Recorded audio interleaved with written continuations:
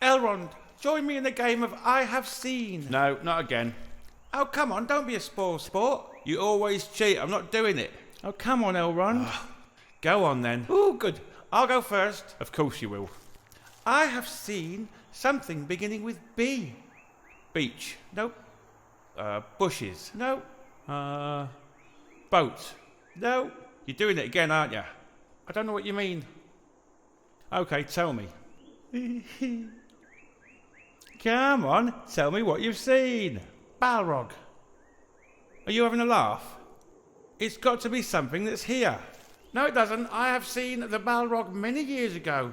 You are not playing fair, Galadriel. I don't have to play fair because I'm a woman. Now shut your face. Besides, I'm the most powerful elf. I can do what I want. Galadriel, you are 5,000 years old. If I've got to guess something that you've seen in your entire life beginning with B, this will take weeks. Oh, you're just a sore loser. Right. Let's see how you like it. I have seen something beginning with I. Isildur. Oh, you lucky cow.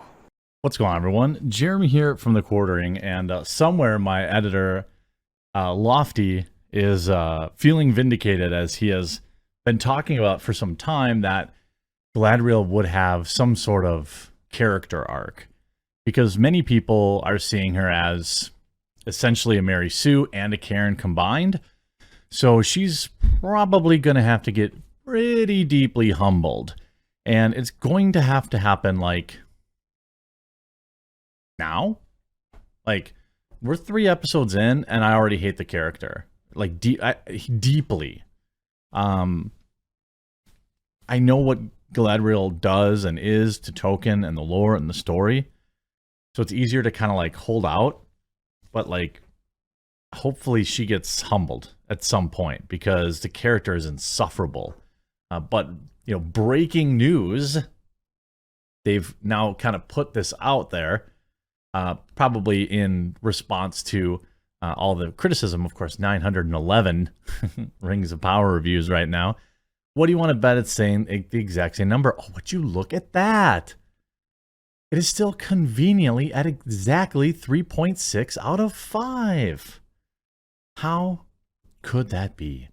Now look, I think if you're a normie, full normie town, you live there, you get your groceries there, your kid's name is Normie, they go to Normie High School, the other kid is on the soccer team of Normie Elementary, it's probably a 5 or a 6. I know, don't like freak out at me, but it just is. If you were looking at it as a complete non-token entity, non-token property, I could see somebody giving this a 6. I really could.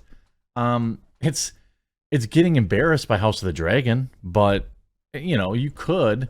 But now they're talking about some character development, and what's interesting is you're also getting all these other people speaking out and being very cringe about it as well.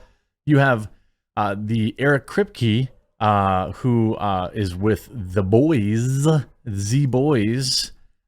making a statement you see here in this article. The boys to Rings of Power. Everyone is tired of toxic fans.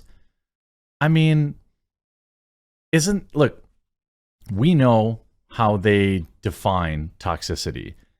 And that's simply that if you disagree with it, if you don't like their message, if you don't like their character, if that character is a non-white male, you're toxic. You can criticize, I mean, I think Elrond sucks, you know, and I think that he's very, I don't know, I don't like him.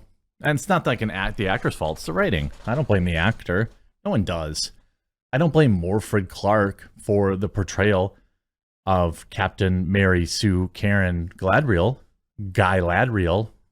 I don't blame her for that. But when you have like, now you have basically the entertainment industry locking arms.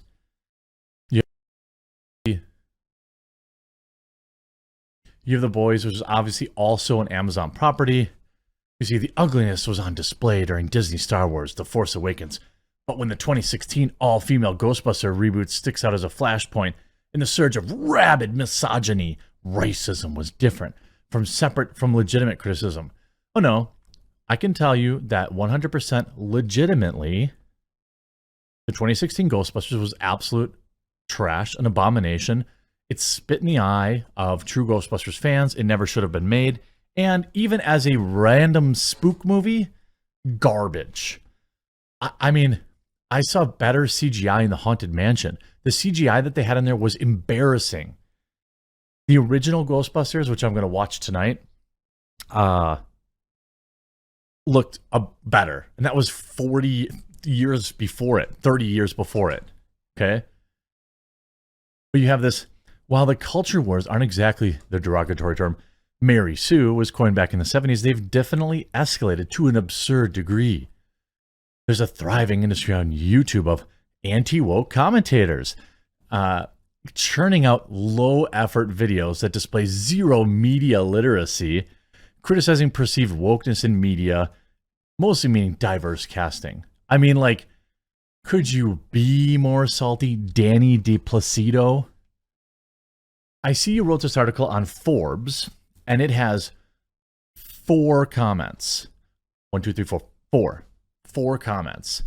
I'm going to predict that this video that I make has thousands of comments. Thousands of people interacting with it, people sharing it on Twitter. This is coming from a deep place of jealousy in the media. They've been replaced by my fellow YouTubers. We read their articles, and 100 times more people laugh at them, and they want our commentary, and it just burns them up.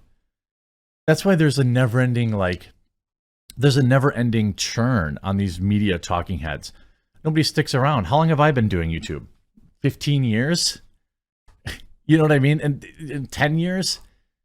Most of the people in the Fandom Menace have been pretty active for the last 5, 6 years, consistently growing, consistently churning out content that people want to see. Name another media talking head that started in 2015, 2016 that still gets actual traffic. I mean, are you going to say Taylor Lorenz? You know what I mean? Kat Tenningbarg? Are you going to, I mean, who? Glenn Greenwald, probably. That'd be fair. I don't know exactly when he started, but, you know, he's kind of a mix, though.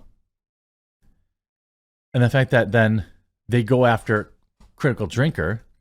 For example, the most recent Predator movie, Prey, was torn apart by these commentators before it was even released, simply because the heroic protagonist was female and the story revolved around a tribe of Native Americans.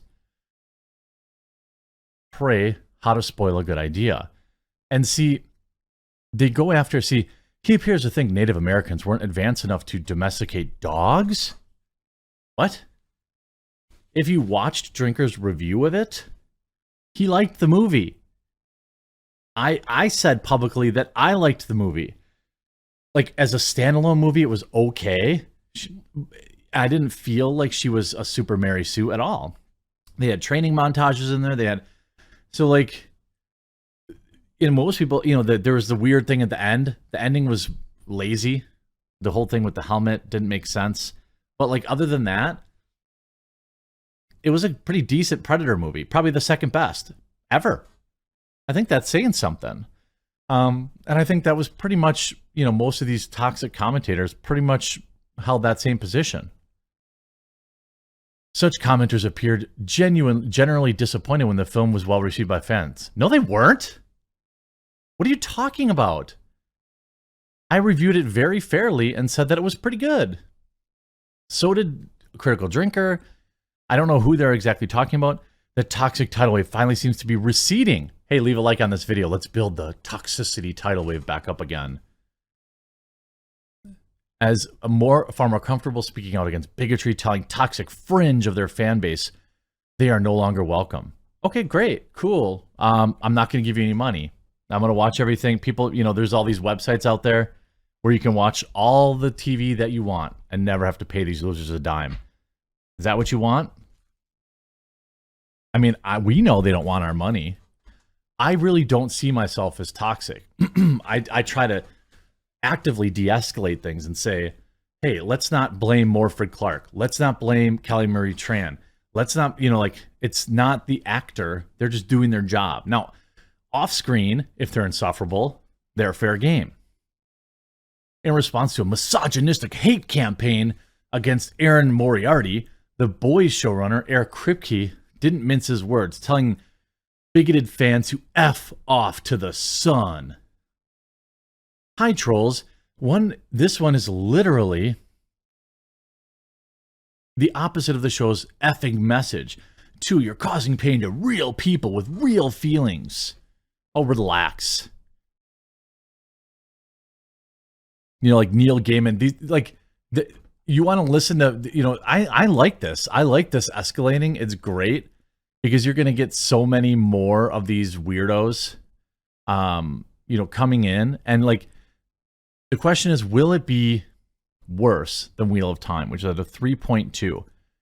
And also, by the way, like, embarrassingly enough, there's 25 million people watch this, and they haven't even released 1,000 reviews. It's the end of the day.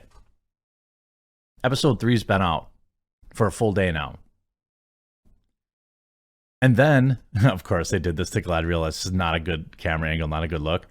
But look at this. Rings of Power, Morfred Clark, on how humility will play a big part in Galadriel's evolution. Maybe they're hearing some of the feedback.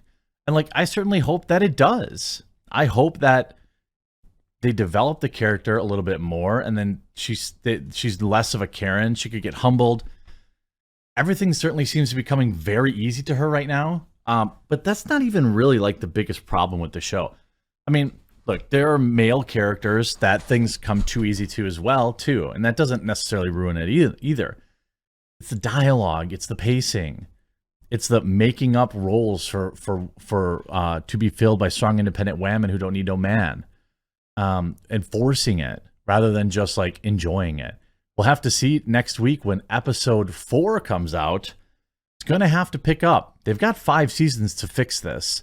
So maybe they just have a rocky first season. They take the feedback and improve the show. I think ultimately that's actually the best case scenario. Because the Rings of Power, token fans deserve something good.